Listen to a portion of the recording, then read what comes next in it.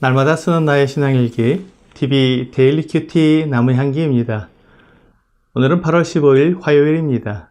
오늘 함께 묵상할 성경 본문은 마태복음 1장 1절에서 17절입니다. 아브라함과 다윗의 자손 예수 그리스도의 계보라. 아브라함이 이삭을 낳고 이삭은 야곱을 낳고 야곱은 유다와 그의 형제들을 낳고 유다는 다말에게서 베레스와 세라를 낳고 베레스는 헤스론을 낳고 헤스론은 람을 낳고 람은 아비나답을 낳고 아미나답은 나손을 낳고 나손은 살몬을 낳고 살몬은 라합에게서 보아스를 낳고 보아스는 룻에게서 오벳을 낳고 오벳은 이새를 낳고 이새는 다윗 왕을 낳으니라. 다윗은 우리아의 아내에게서 솔로몬을 낳고 솔로몬은 르호보암을 낳고 르호보암은 아비야를 낳고 아비야는 아사를 낳고 아사는 여호사밧을 낳고 여호사밧은 요람을 낳고 요람은 우시야를 낳고 우시야는 요담을 낳고 요담은 아하스를 낳고 아하스는 히스기야를 낳고 히스기야는 므낫세를 낳고 므낫세는 아몬을 낳고 아몬은 요시야를 낳고 바벨론으로 잡혀갈 때 요시야는 여고냐와 그의 형제들을 낳으니라.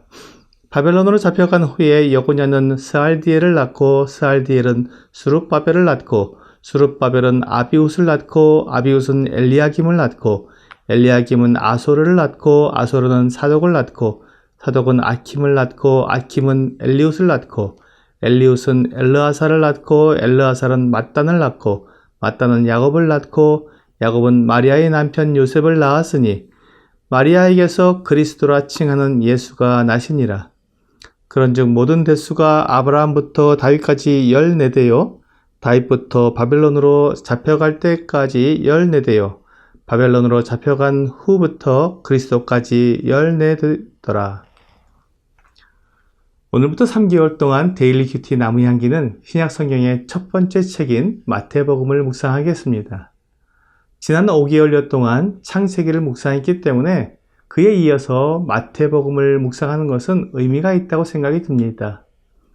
학자들이 성경의 역사를 계산할 때 아담과 하와로부터 시작된 인류의 역사가 예수님의 탄생까지를 4,000년으로 계산을 합니다. 하나님께서 아담과 하와에게 약속하신 구원자의 탄생을 이렇게 수천 년 동안 끈기 있게 이루어 오신 것입니다. 하나님께서 이렇게 오랜 시간이 걸려서 구원자를 보내신 이유는 무엇이겠습니까? 그만큼 범죄한 사람들을 되돌리는 것이 어려운 일이고 또 큰 값을 치러야 하기 때문일 것입니다.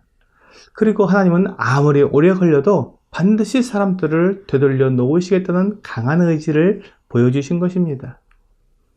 마태복음 1장은 아브라함과 다윗의 자손 예수 그리스도의 계보라는 말씀으로 시작하고 있습니다.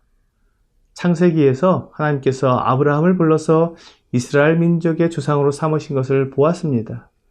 그리고 아브라함에게 복을 주시면서 그의 자손을 통해 많은 민족이 복을 받을 것을 말씀하셨습니다. 창세기 22장 18절은 또 내 씨로 말미암아 천하 만민이 복을 받으리니 이는 내가 나의 말을 준행하였음이니라고 말씀하고 있습니다. 아브라함의 씨라고 표현된 용어는 단수입니다. 여러 자손을 가리키는 것이 아니라 한 사람을 가리키는 것입니다. 만일 이 씨가 이삭이라면 이삭을 통해 천하 만민이 복을 받았는지 살펴보아야 합니다. 하지만 이삭을 통해 천하 만민이 복을 받은 기록이 없습니다. 그렇다면 그 후에 모세나 다윗과 같은 사람들은 어떻겠습니까? 물론 그들은 매우 훌륭한 사람들이지만 그들을 통해 천하 만민이 복을 받지는 않았습니다. 그렇다면 이 씨는 누구를 가리키는 것이겠습니까? 그렇습니다. 바로 예수 그리스도, 그분을 가리키는 것입니다. 이제 마태가 예수께서 그리스도시라고 말하는 또 다른 증거는 다윗의 자손이라는 것입니다. 시편 89편 4절에서 내가 내 자손을 영원히 견고히 하며 내 왕위를 대대에 세우리라고 말씀하셨습니다. 다윗의 한 자손을 세워서 영원한 왕으로 세우겠다고 말씀하신 것입니다. 다윗의 자손으로 태어나신 예수 그리스도께서는 이스라엘의 왕으로 오신 메시아이십니다.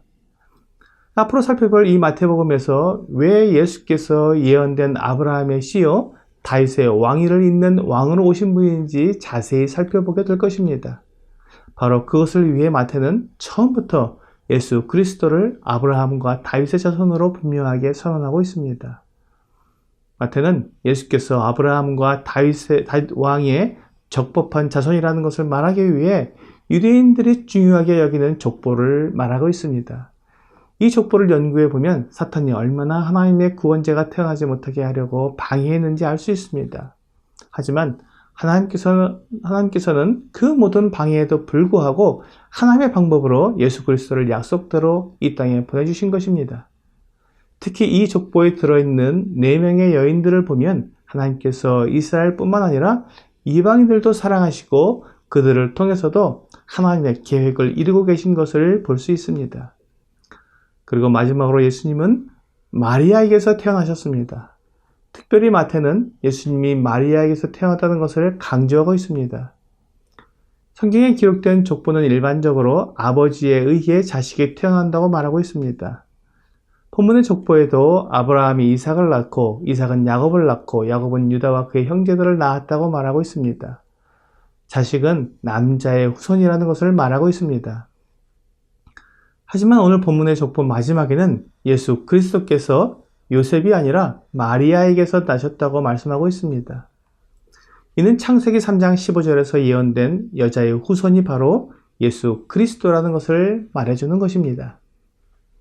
예수 그리스도는 하나님께서 처음부터 약속하신 그 여자의 후손이며 사탄의 머리를 부수고 사람들을 구원하실 구원자이십니다.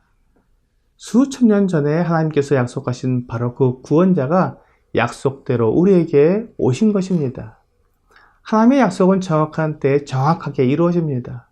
마태가 기록한 이 복음서는 예수님이 바로 이 메시아여 구원자이심을 분명하게 증거하고 있습니다.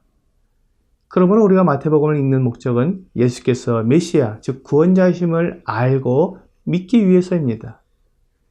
마태는 예수님의 제자로서 예수님의 말씀하신 것과 행하신 것, 그리고 예수님의 죽으심과 부활, 승천하심까지 모든 것을 직접 보고 경험한 사람입니다. 그는 자기가 본 그대로 복음서를 기록했고 그가 믿는 대로 우리에게 알려주고 있는 것입니다. 오늘의 적용 질문을 보겠습니다. 여러분은 예수님을 메시아여 구원자로 마음에 모시고 있습니까?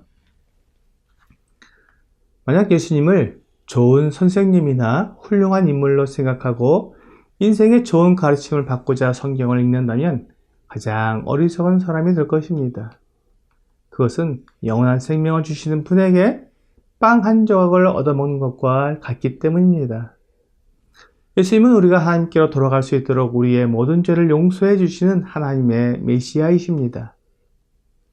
오늘 나에게 예수님이 아직까지도 주와 그리스도가 되지 않은 분이 있다면 이 마태복음을 묵상하면서 예수께서 나를 구원하시는 구원자이심을 믿고 영생을 얻게 되시기를 주 예수님의 이름으로 기도합니다.